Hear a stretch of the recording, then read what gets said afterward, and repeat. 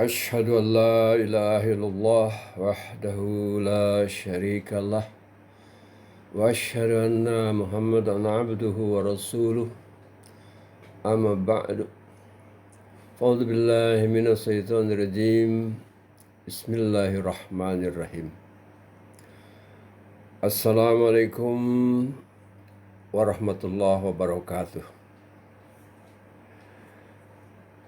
Pada topik bahasan sebelumnya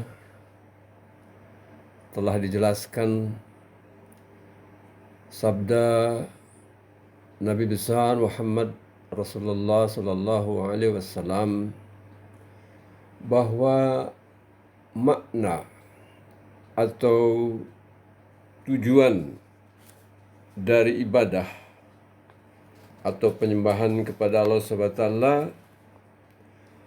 adalah takhallaku bi akhlaqillah,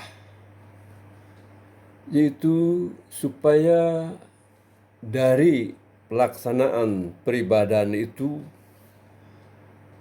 akan muncul dalam pribadi para pelaksana ibadah itu sendiri sifat-sifat terpuji Allah Subhanahu wa Ta'ala.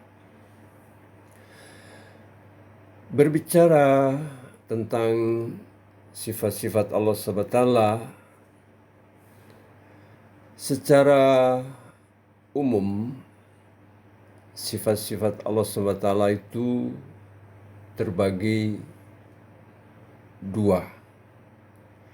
Yang pertama adalah sifat-sifat yang khusus hanya milik Allah Subhanahu wa Ta'ala sebagai Tuhan sembahan yang hakiki, yang dalam bahasa Arab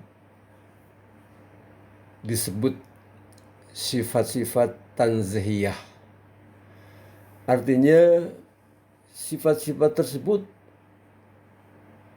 merupakan khusus milik Allah Subhanahu wa Ta'ala yang tidak bisa dimiliki, yang tidak bisa ditiru oleh makhluknya, termasuk oleh umat manusia.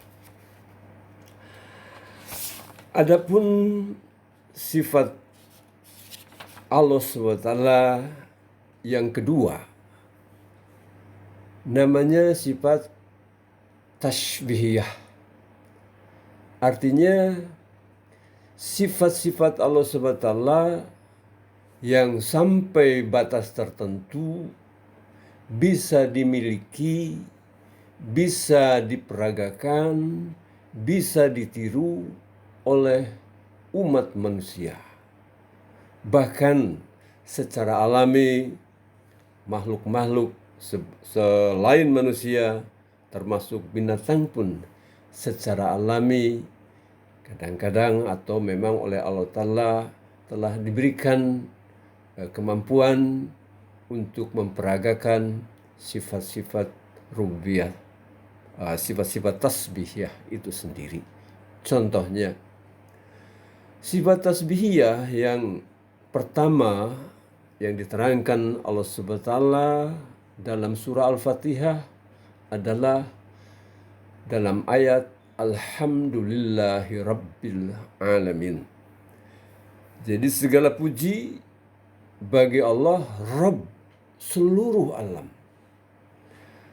Arti Rabb atau rububiyah adalah Tuhan yang menciptakan segala sesuatu secara bertahap, kemudian menyempurnakannya juga secara bertahap menuju titik puncak tujuan penciptaan itu makhluk itu sendiri.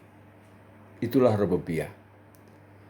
Contoh sifat rububiyah misalnya dalam dunia binatang, kita tahu burung misalnya,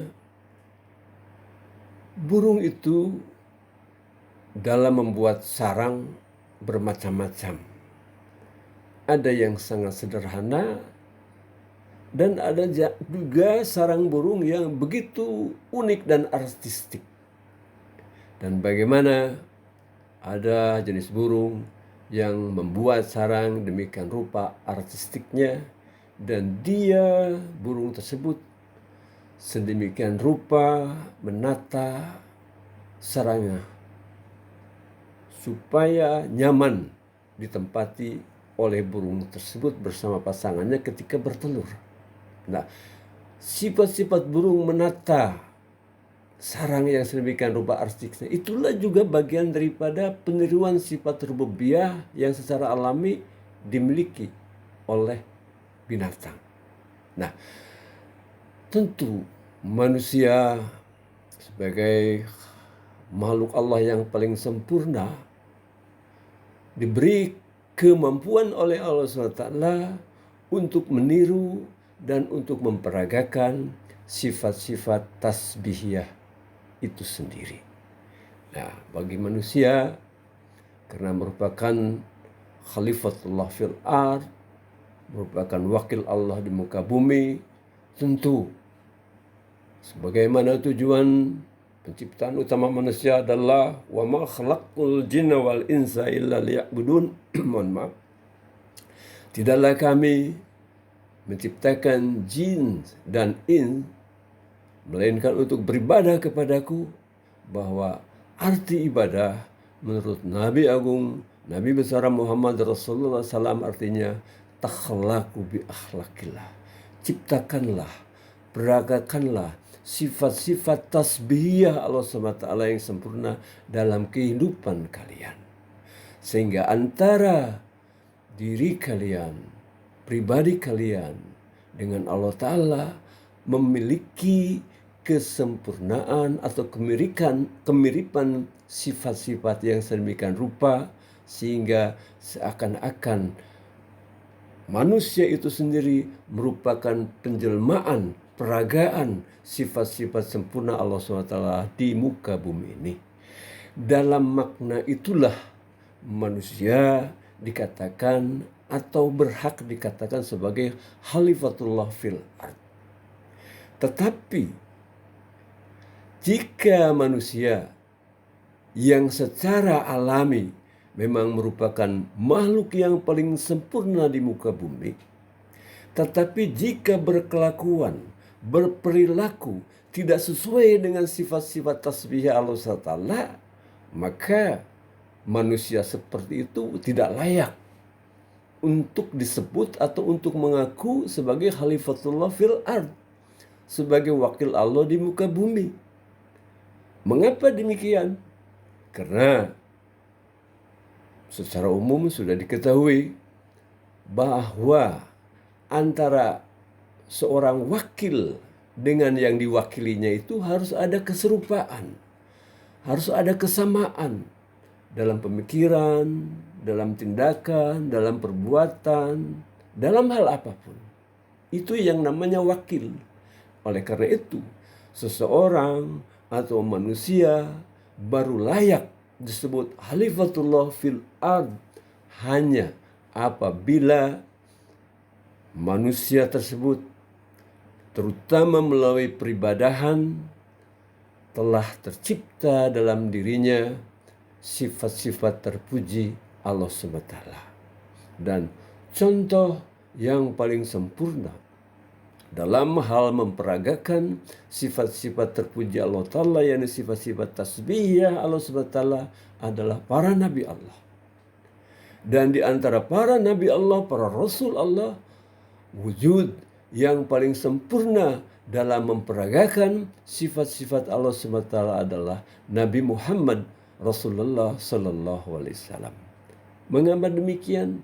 Karena beliau inilah satu-satunya nabi yang mampu, yang telah diberikan wewenang, diberikan tugas oleh Allah SWT untuk menjadikan seluruh aktivitas kehidupan manusia, dari makan, minum, berbicara, berumah tangga, memimpin umat, berperang, dan segala macam, bahkan hal-hal yang sifatnya sangat sederhana, misalnya cara buang air, ataupun cara berjalan segala macam, Nabi Muhammad inilah yang telah membuat semua aktivitas alami manusia sebagaimana binatang pun melaksanakan hal itu, misalnya kawin, beranak, berkembang biak. Hal semua yang alami itu oleh Nabi Muhammad SAW melalui agama Islam sebagai agama yang terakhir dan tersempurna. Semua aktivitas alami makhluk berubah menjadi bernilai peribadahan. Nah, inilah sebabnya di dalam agama Islam bahwa setelah beriman kepada Allah SWT, beriman kepada Nabi besar Muhammad Rasulullah SAW, dan mengikuti suri teladan beliau yang terbaik merupakan kewajiban. Demikianlah yang bisa saya sampaikan. InsyaAllah kita lanjutkan pada kesempatan yang akan datang. Assalamualaikum warahmatullahi wabarakatuh.